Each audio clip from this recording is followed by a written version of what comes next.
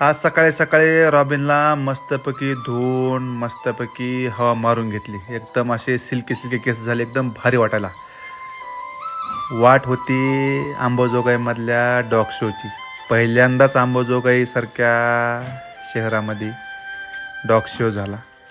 सर्व डॉग प्रेमीनं त्यांचे वेगळे वेगळे प्रजातीचे डॉग आणले होते.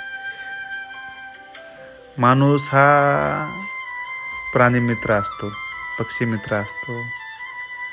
कुत्रे हे त्यांच्या जीवनातील एक अहम प्राणी आहे. त्यांच्या जवळ असते, त्याला माया भरपूर लावते. तर कुत्रे ही मालकाला भरपूर अशी माया लावते. त्यामुळं माणसाच्या जास्त जवळ तर असं वाटतं की मला जास्त कुत्रा असते. गाई म्हशी शेळ्या हे तर असतात, पण जास्त जीवलग पहिल्यापासून बघत आलेलो आहे की कुत्रा आहे. वेगळ्या वेगळ्या हजारो प्रजाती आहेत. कुणाला काय आवडते, कुणाला काय आवडते. गाव पातळीवर तर गावरान जास्त कुत्रे चालतात, पण शहरामध्ये जास्त जातवन असेच कुत्रे असतात. आम्ही शो चालू होता मस्त बघ माडी रॉबिनला खाऊ घालू लागली. पलीकडे आपला निवांत शो चालू होता. आम्ही निवांत बसून खाऊन बघू लागलात.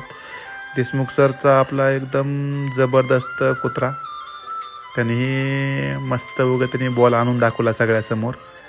भारी वाटलं. सगळे उत्साहात होते कारण की पहिला डॉग शो होता. भरपूर असे कुत्रे, भरपूर असं प्रेक्षक आले होते. भारी वाटलं.